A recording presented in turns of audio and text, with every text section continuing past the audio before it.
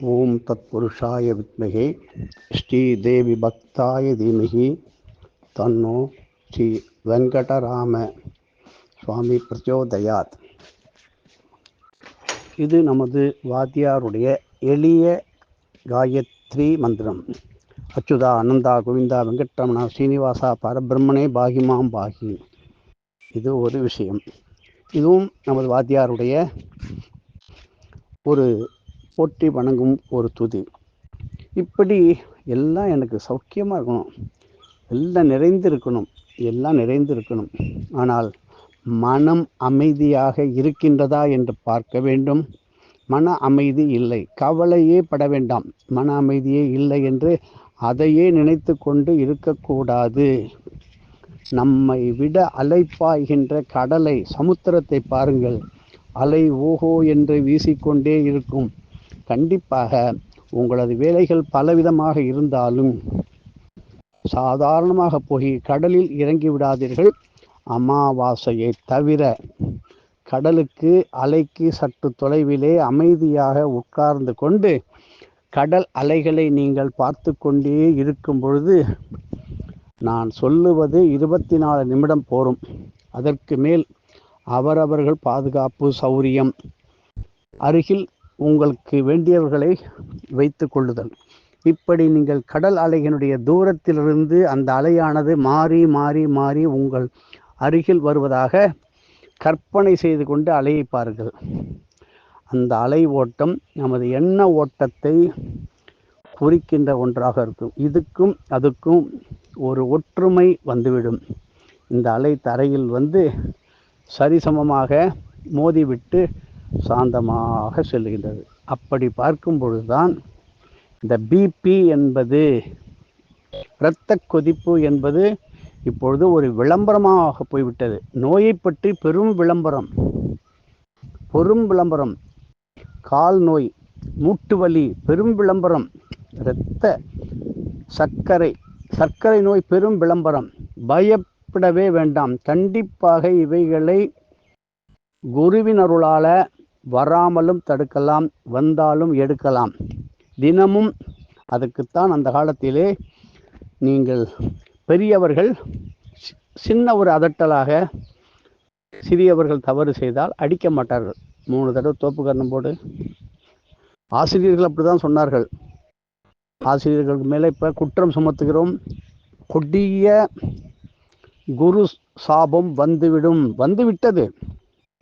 இனிமேல் எந்த ஆசிரியரும் முட்டிக்கால் போடுன்னு சொல்ல மாட்டாங்க, தோப்பு கரணம் போடுன்னு சொல்ல மாட்டாங்க.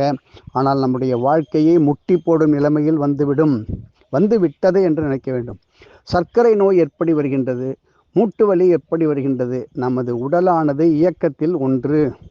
நீங்கள் தினமும் குறைந்தது ஒரு 3 முறை, 6 முறை, 18 முறை, முடிந்தவர்கள் சிறு குழந்தைகள் 16 முறை, முடிந்தவர்கள் சிறிதாக 108 முறை பிள்ளையாரை பார்த்து நீங்கள் தோப்பு கரணம் இட்டு வந்தால் எந்த வயதிலும் மூட்டு வலி என்கின்ற ஒரு பிரச்சனை வராது. ஆனால் வயதானவர்கள், பழக்கமே இல்லாதவர்கள் செய்யும்போது நீங்கள் ஒன்றும் கவலையே பட வேண்டாம். தொடையிலிருந்து கணுக்கால் வரையில் நன்றாக முதலில் எண்ணெயை, தேங்காய் எண்ணெயோ நல்ல எண்ணெயோ நன்றாக தடவி விட்டு சிறிது நேரம் கழித்து நன்றாக வெத என்று உங்களுடைய கால் கைகள் பொறுக்கும் அளவுக்கு வெந்நீரை விடுங்கள். அப்படியே விடுங்கள், உடனடியாக துடைக்க வேண்டாம். நன்றாக அந்த முழங்கால் பகுதி கொஞ்சம் சாஃப்டாக வேண்டும், அதாவது மென்மையாக வேண்டும். இப்பொழுது நீங்கள் பிள்ளையார் கோவிலே இல்லை, நான் எங்கே போகிறது? வீட்டில் இருக்கின்ற உங்களுடைய சுவாமி படத்தை எடுத்து வைத்து அதையே பிள்ளையாராக நினைத்து, ஏன் உங்கள் அரச மரத்தையே பிள்ளையாராக நினைத்து மெதுவாக காதுகளை 2 கைகளால் மாறி வலது கை இடது காதையும் இடது கை வலது காதையும் பிடித்து மெதுவாக 1 முறை, 2 முறை, 3 முறை இப்படி நீங்கள் செய்து பாருங்கள். உங்களுக்கு அன்றே 10 முறை செய்கின்ற ஒரு நிலை வந்துவிடும். இதை 3 வேளையும் நீங்கள் செய்துவிட்டால் உங்களுக்கு மூட்டு வலி அங்கே போய் வாயு தேக்கம் என்பது வந்துவிடும். ஏனென்றால் இந்த உடலானது அநேகமாக நாம் உறங்க செல்வதற்கு முன்பாக நடக்கின்ற அத்தனையும் நின்று கொண்டே செய்கின்றோம். இரத்த ஓட்டமானது தலைக்கு செல்வது மிக மிக குறைவு. அதை உந்தி செல்வதற்கான இருதய வலிமை வேண்டும். தலைக்கு செல்ல வேண்டுமே, எப்படி மேல் நோக்கி செல்ல வேண்டும்? ஹிருதயம் வலுவாக இருக்கும். இதற்கு பிராணாயாம சக்திகளும் கூடும். வயிற்றில் உள்ள வாயு தொந்தரங்களும் நீங்கும். பேசாமல் வாயை மூடிக்கொண்டு மூக்கு வழியாக நாசி துவாரத்தின் வழியாக காற்றை மெதுவாக விட்டு தோப்பு கரணத்தை போடுங்கள். சர்வாங்க ஆசனம் செய்து பழகி பாருங்கள். ஆனால் அத்தனைக்கும் ஒரு குரு வேண்டும். தோப்பு கரணம் போடுவதற்கு குரு இல்லை என்றாலும் உங்களுடைய குழந்தைகள், மனைவி, பெரியவர்களை வைத்து கொண்டு அருகில் ஒரு ஆளை வைத்து கையை பிடித்து கொண்டு மெல்லமாக உட்கார்ந்து 3 முறை எழுந்து பாருங்களேன். அப்படியே உங்களுக்கு செய்யணும்னு ஆசை வரும். சரி, நிறைந்த நாள் எது? நமக்கு இன்று எல்லாவற்றையும் நிறைந்த நாளாக காட்டுகின்றது நமது மூதாதையர்கள். 85 லட்சம் பிறவியிலே நாம் கடந்து வந்து 64 தலைமுறைகளை மனிதனாக இருந்து நமது மனித குலத்திலே நம்முடைய முப்பாட்டனார், அதற்கு மேலே பாட்டனார், அம்மா வழிகள், அப்பா வழிகள், இப்படி 64 தலைமுறைகளை கடந்து நாம் வந்திருக்கிறோம். அவர்களுக்கெல்லாம் அவர்கள் வேறு எங்கோ ஒரு விதமாக 300 வருஷம் ஆகியிருக்கும். அவங்களுக்கு எங்கள் தர்ப்பணம் போகுமா? அவங்க எங்கே இருப்பாங்க? ஆன்மாவானது அழிவு இல்லாதது. உடலானது, இந்த சரீரமானது மாறிவிடுமே தவிர ஆன்மா என்றைக்கும் அழியாதது. இது ஆன்மீக பூர்வமாக உறுதியாக காட்ட முடியும் என்கின்றார்கள் சித்தர்கள், காட்டிக்கொண்டே இருக்கின்றார்கள்.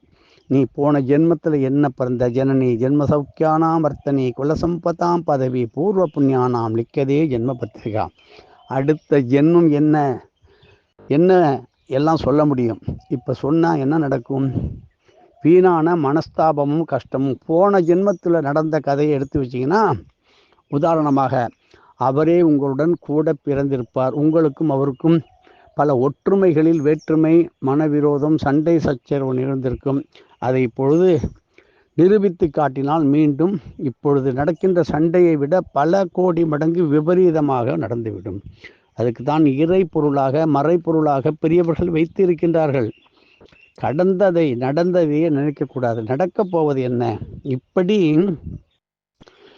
எல்லா லோகங்களிலிருந்தும், எல்லா தலைமுறைகளிலிருந்தும் ஏதோ ஒரு ரூபத்திலே பறவையாக, பசுவாக, எருமையாக, காளையாக, உங்களது நண்பராக, பள்ளிக்கூட மாணவ மாணவியராக, உங்களுடன் சேர்ந்திருக்கின்ற உற்றார் உறவினர்களாக, இப்படி உங்களை சுற்றி அத்தனை பேரும் அன்று எப்படியோ வந்து பேச்சுவாக்கிலோ, தொலைபேசியிலோ, நேரடியாக பார்ப்பதோ, பயணங்களிலே, வழிகளிலே பார்க்கின்ற அத்தனை பேரும் இப்படி பலவிதமான எறும்பு முதல் கண்ணுக்கு தெரியாத ஜீவராசிகள் வரை அன்று உங்களை சுற்றி கொண்டே இருக்கும். அதுதான் நிறைந்த நாள். அன்னைக்கு என்ன செய்வாங்க? இன்னைக்கு அமாவாசை, கால நேரம் பார்க்க வேண்டாம், எல்லாம் நிறைந்த நாள். இன்னைக்கு ஒரு பால் காய்ச்சி குடிச்சிடலாம். ஆனால் நீங்கள் உண்மையாக நித்திய தர்ப்பணம், நித்திய பித்திருக்களுக்கு மாத்திருக்கடன், பித்திருக்கடன், தேவக்கடன், ரிஷிக்கடன், ஆச்சாரிய கடன் தீர்த்து இருந்தால் மட்டும் நீங்கள் கண்டிப்பாக தைரியமாக செய்யலாம். அன்னைக்கு திதி சூன்யம் வராது, ராவுகாலம் யமகண்டம் வேலை செய்யாது. அமாவாசை பித்திருக்களைப் போல, அதுவும் உத்தராயண அமாவாசை, தட்சிணாயனத்துக்கு கடக மாசத்திலே வருகின்ற தட்சிணாயன அமாவாசை புண்ணிய காலம். உத்தராயண புண்ணிய காலம் பொழுது வடநாட்டிலே கும்பமேளா என்கின்றது நடைபெறுகின்றது. இப்படிப்பட்ட காலத்திலே நீங்கள் செய்கின்ற உங்களது எண்ணம், உங்களுடைய செயலே அதை உயர்த்தி ஏதோ அறையும் குறையுமாக நம்பிக்கை வைத்துக்கொண்டு, எங்கோ நம்ம சிந்தனையை வைத்துக்கொண்டு ஏதோ ஒரு காரியத்தை ஆரம்பித்து விட்டோம், அதுக்கு தகுந்த பலன்தான் இருக்கும். ஆழ உழுது வயலில் அதை காய வைத்து உரம் போட்டு விதையிட்டு அதை பராமரித்து வரும்போது பயிர் விளைச்சலானது ஓஹோ என்று இருக்கும். நானும் உழுதேன், நானும் நட்டேன், அவ்வளோதான், நிறைஞ்ச நாள்னு சொன்னாங்க. அதுபோல் தான் இருக்கும். ஆனால் நீங்கள் செய்கின்ற பித்தர்களுக்கு ஆள்காட்டி விரலும் கட்டை விரலும் ஒன்றாக இணைத்து கொண்டு சின்முத்திரை இடுகின்றீர்களே, அதை போல அதனுடைய இடுக்கு வழியாக நீங்கள் எள்ளுடன் கலந்த நீரை ஸ்வதா நமஸ்தற்பயாமி தற்பயாமி என்கின்றது சொல்லுமே முதல் படி, எல்கேஜி. பெரிய படி என்பது ஸ்வதா என்கின்ற தேவதை தான் உங்களுடைய, நீங்கள் சொல்லுகின்றீர்களே, கேட்கின்றோமே, அவங்க எப்படி வருவாங்க, எங்கேயோ இருக்காங்க, ஏதோ ஒரு தேசத்தில் ஏதோ ஒரு மாநிலத்தில் இருக்காங்க, அவர்களுக்கு கண் மூடி கண் திறக்கும் நிலைக்குள்ளே ஸ்வதா என்கின்ற தேவதை அந்த தர்ப்பணத்தை அவர்களுக்கு கொண்டு போய் அந்த புண்ணியத்தை சேர்த்து விட வேண்டியது அந்த தேவதையினுடைய கடமை. அவ்வளவு வேகமாக ஸ்வதா தேவதைகள் யாகம் யக்ஞம் ஹோமம் இவைகள் செய்யும்போது ஸ்வதா தேவதைகள் நம ஸ்வதாயை ஸ்வாகாயை நித்தியமேவ நமோ நமகம், நித்தியம் நான் உன்னை வழிபடுகின்றேன். இது ஒன்றாச்சா? தினமும் நீங்கள் நவகிரகத்துக்கு கோயிலுக்கு போக முடியல, எங்களுடைய வீட்டில் அது மாதிரி பழக்கம் இல்லை, கோயிலுக்கு சிவன் கோயிலுக்கு போக மாட்டேன், ஆனால் சந்தியாவந்தனம் செய்யும்போது ஆதித்யம் தர்ப்பயாமி ஆதித்யம் தர்ப்பயாமி இரு முறை சோமம் தர்ப்பயாமி சோமம் தர்ப்பயாமி இப்படி செய்கின்றீர்கள, அப்போ அந்த கிரகத்துக்கு ஒரு சந்தோஷம் ஏற்பட்டு நவகிரக தோஷங்கள் எத்தனையோ தசைகள், அந்தர்தசை, சூக்ஷ்ம தசை, பிராண தசை, அப்படி நிறைய இருக்குது. அந்த தேவதைகள் உங்களை சந்தோஷப்பட்டு ஆசீர்வாதம் பண்ணும். எந்த கிரகமும் உங்களை தொட்டு கூட பார்க்காது. இந்த சிறு ஒரு 5-6 நிமிடம் 10 நிமிடத்துக்குள் செய்கின்ற சந்தியாவந்தன திரிகால சந்தியாவந்தனம் 3 காலங்களில் செய்கின்ற சந்தியா வேளையில் செய்கின்ற தேவதைகள் உங்களுக்கு செய்கின்ற உதவியைப் போல மனுஷன் செய்ய மாட்டான். ஆனால் ஒரு நல்ல குரு உங்களை தேடி வந்து விடுவார். ஆனால் நாம் செய்கின்றதில் குறைந்த நேரம் ஒரு மன ஈடுபாட்டுடன் வேறு எந்த கவனமும் இல்லாமல், இது பெரிய அளவிலும் 10 பேர் 100 பேர் 1000 பேர் கூடி ஒரே கூட்டமாக ஒரு காரியத்துக்கு போகிறோம், புழக்கமாக செல்கின்றோம். கும்பாபிஷேகம்னு பார்த்தீங்கன்னா ஒரு 1000-10,000 பேர் இருப்பாங்க. கும்பமேளான்னு பார்த்தா 1,00,000 பேர் இருக்காங்க. ராமேஸ்வரத்தில் பல லட்சம் பேர் இருக்காங்க. இப்படி கூட்டமாக செய்கின்ற புண்ணிய காரியங்களுக்கு அதிகமான பலனை, அதாவது அவங்க 1,00,000 பேர் சேர்ந்தாங்கன்னா அவங்க ஒரு தடவை நாராயணா நமச்சிவாயான்னு சொல்லி இந்த 1,00,000 பேர் சொல்லும்போது ஒவ்வொருவருக்கும் 1,00,000 தடவை நீங்கள் சிவ மந்திரத்தை பஞ்சாட்சரத்தை ஓதிய பலன் வரும் பொழுது இதை நாம் விடலாமா? அதுக்குத்தான் சேர்ந்து கூட்டாக செய்யுங்கள். நமது நாடு விடுதலை அடைவதற்கு ஒரே ஒரு யாரோ ஒருத்தர், அந்த தியாகி, அவர் மட்டுமா பாடுபட்டார்? எத்தனையோ லட்சம் பேர் பாடுபட்டாங்க. அப்படி பாடுபட்டு சிரமப்பட்டு கஷ்டப்பட்டு ரொம்ப எல்லாத்தையும் இழந்து நமக்கு பெற்றுத்தந்த இந்த விடுதலையானது எப்படி பல பேர் சேர்ந்து செய்தார். ஆகையினால்தான் பல இடங்களிலும் இப்பொழுது கூட்டாகத்தான் சேர்க்கின்றார்கள், மெம்பர் சேர்த்துக்கிறாங்க, உறுப்பினர். ஆனால் இந்த ஆன்மீகத்திற்கு வந்தவர்கள் மட்டும்தான் உறுப்பினர்கள். நிரந்தர உறுப்பினர்கள் என்பது அவரவர்கள் மனசாட்சிக்கு. பல இடங்களிலே 10 பேர், நீங்கள் ஒரு இடத்துல தலைவர் போல, ஒரு குரூப்பினுடைய முதன்மையான ஒரு லீடர் போல 10-100 பேருக்கு தர்ப்பணம் எளிய முறையில் தமிழிலும் செய்துள்ளலாம். சாதித்திய குணபேதங்கள் குத்திய மாய ஓடும் போதிய புனித ஆசான் புறவழி பூதச்சாலம் ஊதியம் யாது என்றால் உத்தம திருவடி ஜோதி எள்ளுத்தர்ப்பணம் எல்வழி தர்ப்பணம் அப்படி என்று தமிழில் செய்யலாம். என்ன, இப்படி தமிழ் முறையில் செய்யும்போது பலன்களோ கோடி கோடியாக வரும். சமஸ்கிருதம் என்பது ஈஸி, எளிமை. என்ன, ஆகையினால உங்களுக்கு பிடித்த வழிகளிலே செய்யுங்கள். ஆனால் தெற்கு திசை நோக்கி அமர்ந்து செய்யும்போது சொல்லுமே அப்படியே 100க்கு 100% பலன்கள் கிடைத்துவிடும். எள்நீர் தரையில் சிந்தக்கூடாது. நீங்கள் செய்கின்ற இடத்திலே எள்நீர் பட்டு எள்ளு முளைத்து விட்டது, கவலையே பட வேண்டாம். அதை ஜாக்கிரதையாக வேருடன் பிடுங்கி சற்று அதனுடன் மண் வரும், அப்படியே கொண்டு போய் நதியில் குளத்தில் ஓடுகின்ற தீர்த்தத்தில் விட்டுருங்க. ஏனென்றால் அந்த பித்திருக்கள் மீண்டும் அங்கேயே இருப்பார்கள். அவருடைய யதாஸ்தானம் பண்ண முடியாது. இதனுடைய காரணம், எந்த மகானும் சொல்லாததை நமது வாத்தியார் சொல்லியிருக்கார். இன்னும் சொல்லப்போனால் டிஎன்ஏ என்கின்றது எள்ளை வைத்துத்தான் சொல்ல முடியுமே தவிர வேற எதை வைத்தும் சொல்ல முடியாது. அந்த எள்ளினுடைய சக்திகள் சொல்ல முடியாது. எள்ளை முழுமையாக அப்படியே நாம் தின்று உண்டால் அது அதீதமான உஷ்ணத்தை தரும். பெண்கள் சாப்பிட மாட்டார்கள், உங்களுக்கு தெரியும். அதே நல்லெண்ணெய் குளுமையாக இருக்கும். உள்ளில் உள்ள இருக்கிற எண்ணெய் குளுமையாக இருக்கின்றது, வெளியில் எள்ளு சாப்பிடும்போது சூடாக இருக்கின்றது. இது நிறைய தாற்பயங்கள் இருக்கின்றது. ஊற்று நீர் சக்தி வாய்ந்த தர்ப்பணத்திற்கு ஏற்ற நீர். இளநீர், புடலை விதை சேர்த்து பிரண்டையுடன் சேர்த்து செய்கின்ற தர்ப்பணமாவது அதீதமான பலன்களை கொடுக்கும். இப்படி தர்ப்பணங்களில் ஒரு முறை, இருமுறை, பலவிதம், ஒரு விதம், பல 100 விதமான தர்ப்பணங்களை ஒரே நாளில் செய்து வைக்க முடியும். புடலங்காயை, நீட்டு புடலங்காயை வாங்கி அதை நன்றாக முறிக்கும் போது டப் என்ற ஒலி வரும். அது பித்திருக்களுக்கு பிரீத்தி. யார் செய்கின்றார்கள்? புடலங்காயை அருவாளாலேயோ அருவாமனையாலேயோ கத்தியாலே வெட்டி விடுகின்றார்கள். அப்படி கொடுக்கும்போது, பசுக்களுக்கு கொடுக்கும்போது பித்திருக்கள் ஏதோ ஒரு ரூபத்திலே, எத்தனையோ பசு வீட்டில் வளர்க்குறோம், தெருவில் அலையுது. ஆனால் கோவிலில் பசு இருக்கே, அதுதான் கொடுத்து வைத்த பசு. படியாய் கிடந்து உன் பவளவாய் காண்பேனோன்னு சொல்கிறாள் ஆழ்வாராதிகள்லாம். என்னை மிதிச்சிட்டு போனால் கூட பரவாயில்ல, நான் படியாக இருக்கேன். அப்படி வருகின்ற அடியாருடைய திருப்பாதம் படும்பொழுது அவருடைய ஆனந்தம், அவருடைய புண்ணியத்தையும் அருளாசியும் வழங்குகின்றார்கள். அப்படி வாழ்க்கையிலே படிப்படி இதுவரை வயது ஆகிவிட்டது, எங்கள் குலத்திலே வழக்கமில்லை, இப்படியே சொல்லி செய்கின்றவர்களையும் கொஞ்சம் தடுத்து வேற போதனை செய்கின்றதும் அதுதான் பித்ரு சாபமாக மாறிவிடும்.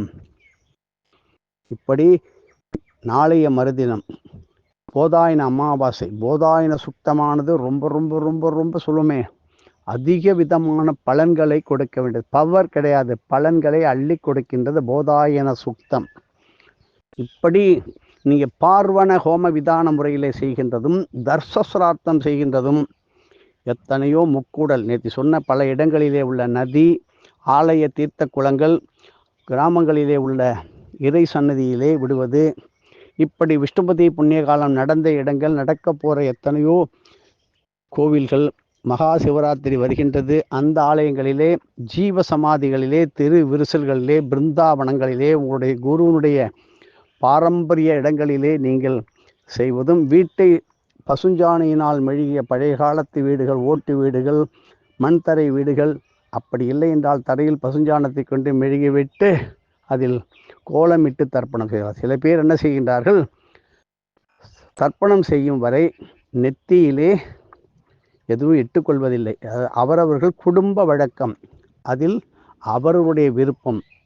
ஆனால் என்ன எழுதி வைப்பார் மேல் உலகத்திலே, தர்ப்பணம் செய்தான், அவன் சட்டையை போட்டுக்கிட்டு தான் பண்ணானோ, அவன் பனியனை போட்டுன்னு தான் பண்ணானோ, அப்படி கிடையாது. குளிரான பகுதியில் தர்ப்பணம் பண்ணணும் என்கின்ற கட்டாயத்தில் இருக்கும் பொழுது, நான் பஞ்சகஜம் கட்டிட்டு பூனலில் பிராச்சீனா விதம் செஞ்சுட்டு பண்ணுன்னு சொன்னாக்க, இடம் பொருள் ஏவல், நீங்கள் அந்த நிலையை பாருங்கள். இளநீரை தர்ப்பணம் பண்ணலாம், இளநீரும் தேனும் கலந்து தர்ப்பணம் செய்யலாம், கறந்த பசும்பாலிலே தர்ப்பணம் செய்தால் குழந்தையே இல்லாதவர்களுக்கு நல் குழந்தை ஏற்படும். இப்படி சொல்லிக்கொண்டே நான் போவேன். ஆனால் சொல்லியதை யாராலும் ஒருத்தர் செய்யலை என்றால் சொன்னவனுக்கு செய்ய வேண்டும் என்கிற நிர்பந்தம் ஒன்று உண்டு. யாரும் எதுவும் கேட்காமல் சொல்ல மாட்டார்கள் பெரியவர்கள். இப்பொழுது சொல்கின்றதை கேட்கின்றவர்களும் இல்லை, பெரியவர்களையும் சொல்ல விடுவதில்லை, தானும் செய்வதில்லை, அடுத்தவர்களையும் செய்ய விடுவதில்லை. இப்படி எனக்குத்தான் அம்மா அப்பா இருக்கின்றார்களே, எனது அம்மா அப்பா போயிட்டாங்க, ஆனால் என் கணவர் உயிரோடு இருக்கார், ஆனால் அவங்க அம்மா அப்பா இருக்காங்களே, அவரானு எங்கள் அம்மாவுக்கு தர்ப்பணம் பண்ணலான்னா, கணவன் ஏன் ஒரு பெண்ணை கொடுத்த மாமனார் மாமியாருக்காக தர்ப்பணம் செய்து தான் தீர வேண்டும். ஒரு பெண்ணை வளர்த்து உங்களை நம்பி கொடுத்து குலம் விளங்க கொடுத்த ஒரு பெண்ணுடைய குடும்பத்திற்காக மாப்பிள்ளைகள் தர்ப்பணம் செய்யலாம், செய்ய வேண்டும். இதுதான் யதார்த்தம், இதான் காருண்யம், இதுதான் நன்றி கடன். எறும்பு, ஈ, பசு, காளை, மாடு எல்லாத்துக்கும் பண்ணுறது போல் அவங்களுக்கு பண்ண வேண்டாமா? இப்படியே எங்கள் ஆத்துக்கார் உயிரோடு இருக்கார், எங்கள் மாமா போயிட்டா, எங்கள் அப்பா போயிட்டா, அவரை சொல்ல வச்சா அதெல்லாம் கிடையவே கிடையாது, எங்கள் வீட்டு அப்பன் ஆயுச போனதுக்கு பிறகு தான் நாங்கள் பண்ண முடியும், அவங்க உயிரோடு இருக்காங்க, நானும் தொட மாட்டேன். ஆனால் அவருக்கு முன்னால் இவருக்கு ஏதாவது ஒன்று ஆயிட்டுன்னா என்ன பண்ணுவாங்க? அந்த மாதிரி நடந்து கொண்டிருக்கிறது. தொற்று நோய் உலகத்தையே ஆட்டி படைச்சுதே. அதெல்லாம் வேண்டாம், அந்த மாதிரி நடக்கக்கூடாது. இதெல்லாம் தெரியாமல் ஏதோ செய்தார்கள் என்று இருக்க வேண்டும். ஆகையினால எல்லோரும் செய்யும்பொழுது உங்களுடைய பித்திருக்களுக்கு தர்ப்பணம் செய்துவிட்டு விஷ்ணு சகஸ்ரநாமத்திலே 64 பெயர்களை ஒருத்தர் சொல்லி சொல்லி ஒருத்தர் ஸ்வதானமத்தப்பயாமி ஸ்வதானமத்தப்பயாமி ஸ்வதானமத்தப்பயாமி 64 ஆண்களுக்கும் 64 பெயர்கள் கொண்ட பெண்களுக்கும் லலிதா சகஸ்ரநாமத்திலே எடுத்துக்கொண்டு அதை சொல்ல சொல்ல 10 பேர் 100 பேர், இப்பெல்லாம் மைக்கு ஸ்பீக்கர் எல்லாம் வைத்துக்கொள்ளுங்கள், எல்லோருக்கும் காதில் விழ வேண்டும். நிதானமாக இது பெரிய 64 முறை செய்யும்போது 15லிருந்து 20 நிமிடத்திற்குள் தாராளமாக தர்ப்பணம் செய்யலாம். தர்ப்பணம் பண்ணவுடன் சில பேருக்கு பாருங்க, அவரவர்கள் உணர்வீர்கள், ஒரு பெரும் பசியானது வரும். அது ஒருத்தருக்கும் வரலாம், 4 பேருக்கு வரலாம், 10 பேருக்கு வரலாம். அவருடைய உடம்புக்குள்ள அந்த பித்தர்கள் பூந்து விட்டார்கள். தயவுசெய்து தள்ளி போடாதீர்கள், உடனடியாக சாப்பிட்டு விடுங்கள். அதற்கான முன்னேற்பாட்டுடன் செல்லுங்கள். ஆனால் இதனால் என்ன வரும்? தர்ப்பணத்தினால் முதலில் ஆரோக்கியம் கெடாது, நோய் வராது, வந்தாலும் நோய் பறந்து ஓடிவிடும். ஒரு மருத்துவமனையே நம்பிக்கொண்டிருக்கின்ற எத்தனையோ குடும்பங்கள் இருக்கின்றது. ஆனால் மருத்துவர் என்ன செய்வார்? ஒன்று ஒன்றா கொடுத்து பார்க்குறாரு, அடுத்து கொடுக்குறாரு. இதே வேலையாக இருக்குது. ஹெல்த் இஸ் வெல்த், ஆரோக்கியானாம் ஐஸ்வர்யம். இப்படி நிரந்தரமான சந்தோஷத்தை பெறுவதற்கு வேலையே இல்லை. வேலை போயிட்டுது, கூடி கொண்டாடி இருந்தோம், எல்லோரும் நல்லா சந்தோஷமாக தான் இருந்தோம். எங்கள் பெரியப்பா சித்தப்பா மாமா மச்சான்லாம் வந்தாங்க, சௌரியமாக இருந்தோம். அன்னைக்கு பிறகு பார்த்தீங்கன்னா ஒரு சௌரியமே இல்லை. ஏன்? அதே கூடி கொண்டாடி மகிழ்ந்து ஒரு கோயிலிலே இறை சன்னிதானத்திலே நீங்கள் அத்தனை பேரும் பொதுமக்களுடன் கூடி ஒரு சிறிய அளவிலானது அன்னதானமோ தங்கத்தேர் இழுப்பதோ அந்த கோயிலிலே கோலம் போட்டுவதோ செய்திருந்தால் இந்த நிலை வந்திருக்குமா? நன்றாக இருக்கும்போது கையிலும் பையிலும் ஓட்டம் இருந்தால் கூட்டம் வந்து சேரும், தலைகளை ஆற்றெல்லாம் தாளம் போடும். அப்படி இருக்கின்ற ஒரு நிலையிலே வேலை போச்சு, வீட்டில் கஷ்டம் வந்தது, டிஃப்ரென்ஸ் ஆஃப் ஒப்பீனியன், மன வேறுபாடு வந்தது. காரணம் என்ன? பங்காளிகள். நமது கஷ்டத்திலே பங்கு எடுத்து கொள்ளாதவர்களை தான் பங்காளிகளாக இருக்கின்றார்கள். நமக்கு என்று பங்கு கொடுப்பதை மட்டும் வாங்கி கொள்கின்ற பங்காளிகள் அல்ல. அதாவது உடுக்கை இழந்தவன் கைபோல் ஆங்கே இடுக்கன் களைவதாம் நட்பு. அது எங்கே இருக்குன்னு எனக்கு தெரியல. கேள்விப்பட்டாச்சா? அடுத்த வேலை பாரு. நம்ம காரியம் ஆகணுமா, காலப்படி காரியம் ஆகும்போதே கழுத்தை பிடிக்கிறதுக்கான ஏற்பாடெல்லாம் பண்ணுவோம். அப்படி என்கின்ற ஒரு துர்பாக்கிய நிலையில் நாம் வாழ்ந்து கொண்டிருக்கின்றோம். ஆகையினால நாளைய மறுதினமான செவ்வாய்க்கிழமைக்கு போதாயன அமாவாசைக்கு தகுந்த ஏற்பாடுகளையும் செய்ய வேண்டும். நம்ம எங்களுக்கு அமாவாசை மட்டும் போரும் என்று தயவு செய்து சொல்லாதீர்கள், எண்ணாதீர்கள். ஏனென்றால் எதிர்காலத்திலே உங்களுடைய வம்ச வாரிசுகள் எத்தனையோ படிக்க வேண்டும், வேலை பார்க்க வேண்டும், திருமணம் நடக்க வேண்டும், கிரகதோஷம் என்று ஒவ்வொருத்தரும் சொல்லுகின்றார்கள். அவையெல்லாம் இல்லாமல், தடங்கள் இல்லாமல், பொருளாதார நெருக்கடி இல்லாமல், பசி பஞ்சம் பட்னி இல்லாமல், பூரணமான நோயே இல்லாத சரீரத்தை கொண்ட குழந்தைகளாக இருக்க வேண்டும். செல்லும் இடமெல்லாம் அவர் வந்தார், இந்த இடம் நல்லா சிறப்பாக இருக்குது, அவங்க வந்தாங்க நன்றாக இருக்குது, அவரை கூப்பிடு அப்படின்னு சொல்லும் அந்த ஒரு நிலையை வைத்து கொள்ள வேண்டும். வந்து சேர்ந்தானே அப்படி என்று சொல்லக்கூடாது. இதற்கெல்லாம் நமது மூதாதையரான நம்மை விட்டு சென்ற அப்பா அம்மா உயிரோடு இருக்கலாம், தாத்தாவரி இருக்கலாம், அதற்கு முன்னாடி உள்ளவர்களுக்கு நீங்கள் தர்ப்பணம் கொடுங்கள்.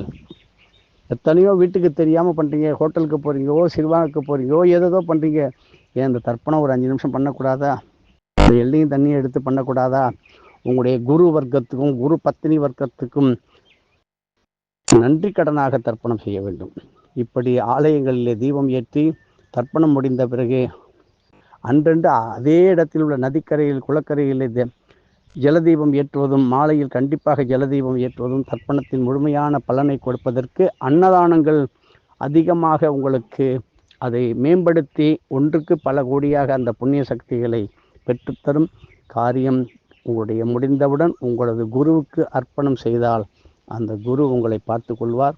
ஏனென்றால் கிருஷ்ண பரமாத்மா தர்ப்பணம் செய்தார், ஸ்ரீராமர் தர்ப்பணம் செய்தார், சீத்தை தர்ப்பணம் செய்தார். அவதார புருஷர்கள் அத்தனை பேரும் வால்மீகி முதல் துளசிதாசர் வரை, வேதவியாசர் வரை தர்ப்பணத்தை செய்துதான் இருக்கின்றார். மகாபெரியவாளும் தர்ப்பணத்தைத்தான் உறுதியாக சொல்வார். இப்படி எத்தனையோ ஞானிகள் யோகிகள் இன்னும் இருக்கின்றார்கள். மீண்டும் அவதாரம் எடுத்து விட்டார்கள். ஆழ்வாராதிகள் நாயன்மார்களும் மீண்டும் பிறந்திருக்கின்றார்கள். அவரை யார் என்று அவர்கள் காட்டிக்கொள்ள மாட்டார்கள். ஏன்? இந்த உலகம் நம்பாது. கதை விடாத, நாயன்மாரெல்லாம் போய் சேர்ந்துட்டாங்க, நாங்கள் திருவிழா கொண்டாடிட்டு இருக்கோம், நீ புதுசாக வந்துட்டியாம்பான். ஆழ்வாருக்கு என்றைக்கோ நாங்கள் 12 ஆழ்வாருக்கு உற்சவம் பண்ணிட்டோம், புதுசாக நீ ஆழ்வாரா? இப்படி உண்மையை சொன்னால் ஒத்துக்கொள்ளாத கலியுகே பிரதமே பாதே. அதனால் அடக்கம் அமருள் வைக்கும். இப்படி நாம் எல்லாவற்றையும் தெரிந்திருந்தாலும் தெரியாதது போல இருக்க வேண்டும். இப்படி நிழல் தரும் மரங்கள் சாலை ஓரங்கள், பல விவசாய இடங்களிலே, வயல் வரப்புகளிலே இருந்த நமக்கு தேவையான நிழல் தரும் மரத்தை தவிர பலன்கள் தரும் மரங்களும், பறவைகள் தங்கும் இடமாக கூடு கட்டி வாழ்ந்த இடங்களில் உள்ள மரங்களை சேதப்படுத்தியதற்கு இந்த உலகம் பதில் சொல்லித்தான் தீர வேண்டும். இந்த நாடு பதில் சொல்லித்தான் தீர வேண்டும். அதனுடைய விளைவுகள் தான் பெரும் விபத்து. தங்குவதற்கு மனிதனுக்கு வீடை இடிச்சிட்டானா எவ்வளோ கோவப்படுறோம். அதுக்கு அந்த பிராணிகள் பட்சிகள் வளர்வதற்கு எங்கே இருக்கின்றது மரம்? இன்னும் கொஞ்ச நாள் அதீதமான வெயிலிலே சுருண்டு விடுகின்றோம். நம்ம வீட்டுக்குள்ளே குளிர்சாதன ஏசியை போட்டுக்கிறோம். பறவைகள் தடுமாறும். கால்நடைகளுக்கு தண்ணீர் வைக்க அதுக்கு கூட வழி இல்லாமல் திணறுகின்றவர்கள் இருக்கின்றார்கள். இப்படி நாம் நாட்டை கெடுத்ததற்கு மரம் நமக்கு உதவியாக இருந்த எத்தனையோ நல்லவர்கள் பல காரணத்துக்காக நட்டு வைத்த மரத்தை வேரோடு சாய்த்து அந்த குடும்பங்கள் தலைமுறையாக வேதனையை சந்திக்கும். அதை பார்த்து கொண்டுதான் இருப்பீர்கள்.